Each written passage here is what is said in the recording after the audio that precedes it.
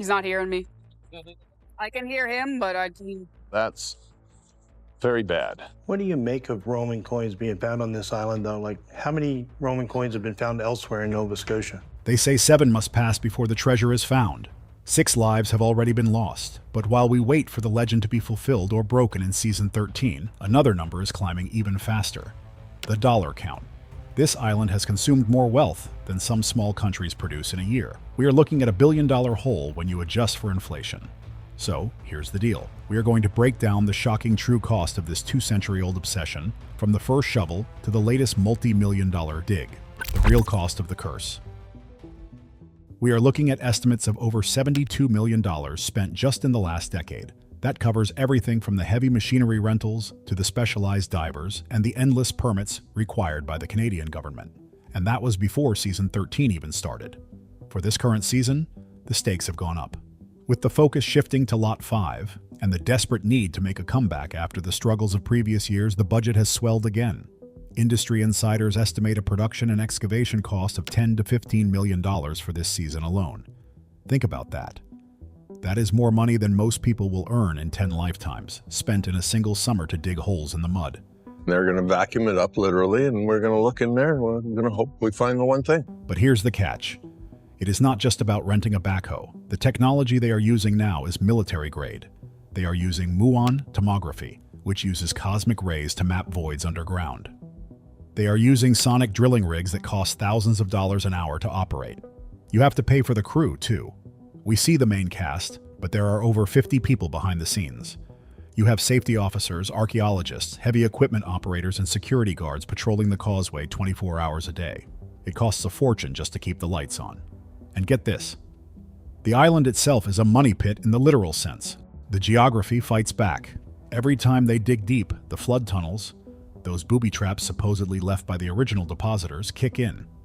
Pumping millions of gallons of seawater out of a shaft isn't free. It requires massive pumps, fuel, and engineering teams to manage the water table. Some might say that the show pays for itself. Sure, there are ad revenues and merchandise. The History Channel obviously foots a big part of the bill. But if you look at it strictly as a treasure hunt, the return on investment is terrifying. They have found Spanish coins, lead crosses, and semi-precious gemstones. The value of those artifacts is historically priceless, but in raw monetary terms, it is maybe a few $100,000. Compare that to the 70+ million spent to find them. The math is brutal. The graveyard of ambition. But the Lagina brothers aren't the only ones who have thrown their wallets into this void. They are just the latest. If you think 70 million is a lot, wait until you hear about the people who lost everything before cameras were even invented. The modern millions are just the tip of a very expensive iceberg. Maybe we cut through the fabled flood tunnel. Now we have to follow it back. It could be yet another clue as to where the original money pit was. So let's go dig it up. The past 2 centuries hold a receipt that would make your jaw drop. To really understand why Season 13 is such a big deal, you have to look at the ghosts of the past. This obsession didn't start with a TV contract. It started in 1795 with 3 teenagers, Daniel McGinnis, John Smith, and Anthony Vaughan.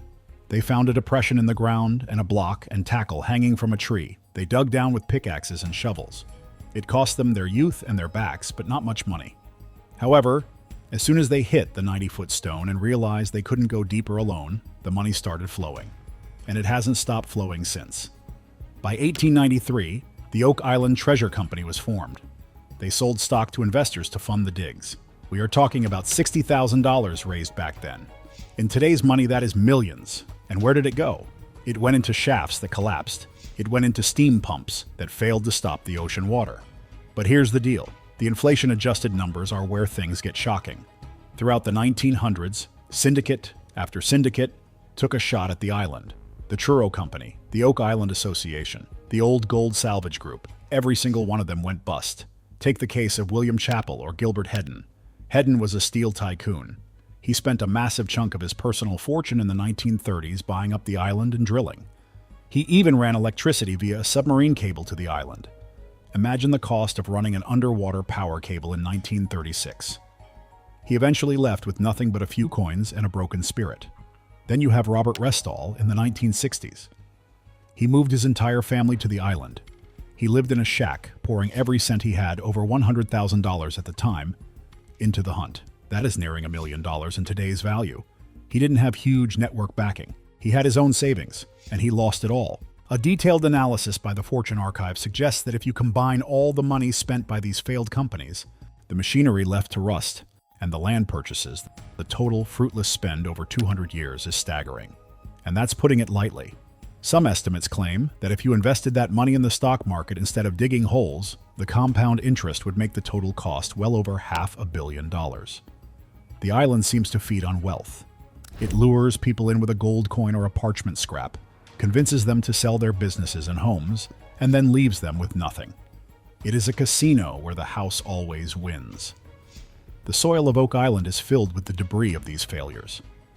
When the Laginas dig in Season 13, they aren't just digging through dirt. They are digging through the wooden cribbing of the 1800s.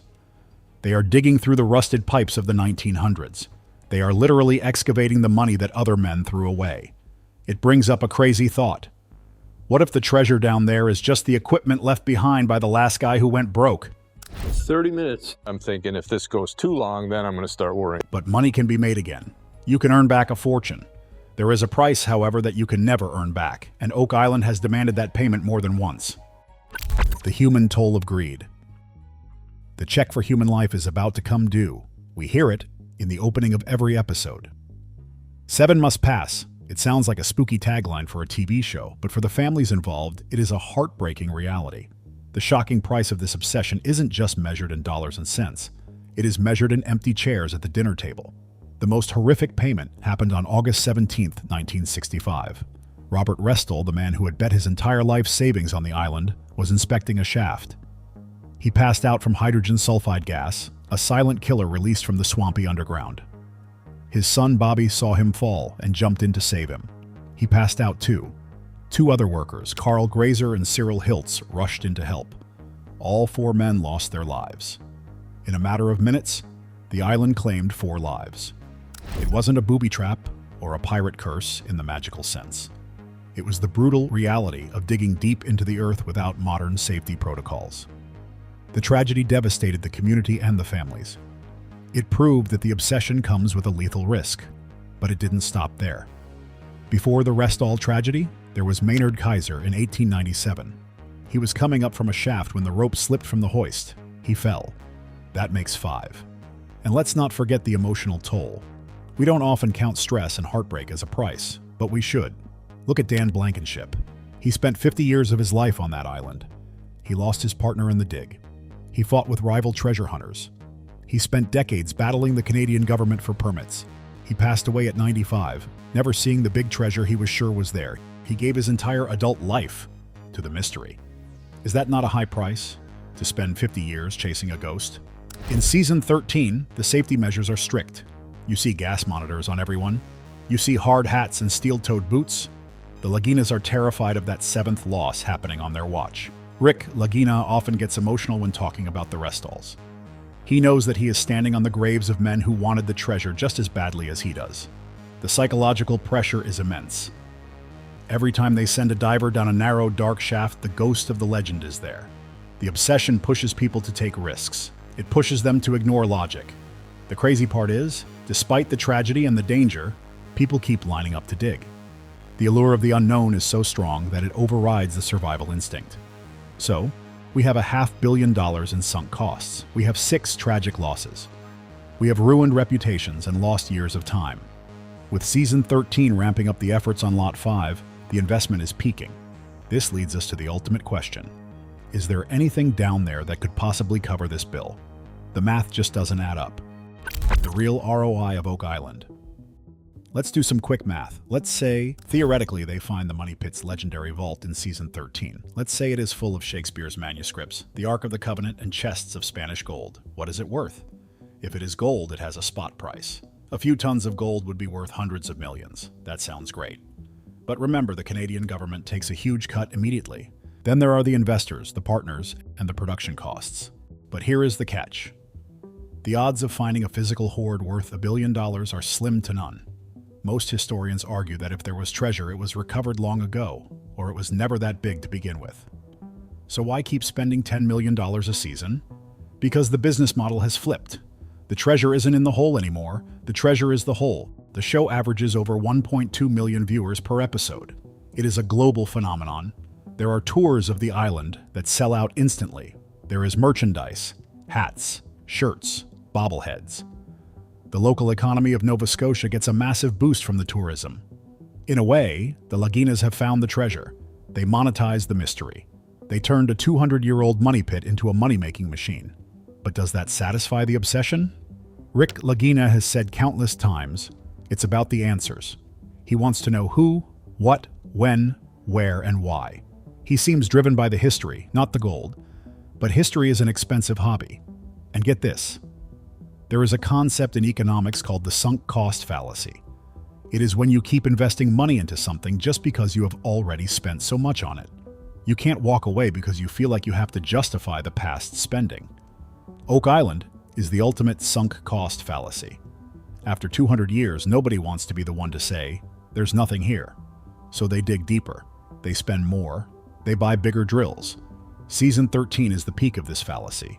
They are exploring Lot 5, a new area, hoping it holds the key. They are redigging the money pit area for the 100th time. The obsession is feeding itself. What most people don't realize is that even if they find nothing this season, the show is a success. It kept the legend alive. It employed hundreds of people. It entertained millions. But if you look at it strictly as a treasure hunt, it is the worst business deal in history. You don't spend $1 billion to find a lead cross and some ox shoes. The shocking price of Oak Island isn't just the money. It is the realization that the mystery might be unsolvable. And yet we keep watching, and they keep digging. The cost keeps climbing. As we watch Season 13 unfold, we need to change how we look at the screen. Don't just look for gold. Look at the effort. Look at the struggle. The sheer scale of the operation this year is a testament to human stubbornness. We refuse to let a mystery go unsolved. We refuse to let nature win. But down to earth, talking directly to you guys right now, you have to wonder. If you had $10 million, would you dig a hole in a swamp? Probably not. Maybe we are missing a key detail. Maybe the price is the point. The fact that generation after generation has sacrificed their wealth and safety for this island proves that humans need mystery. We need to believe that there is something magical hidden just out of reach. So, is Oak Island a historic breakthrough or just a giant wallet vacuum? Have we spent billions chasing a ghost? Drop a comment below with your theory. Is the treasure real, or is the hunt the only thing keeping the lights on? Don't forget to like and subscribe for more deep dives.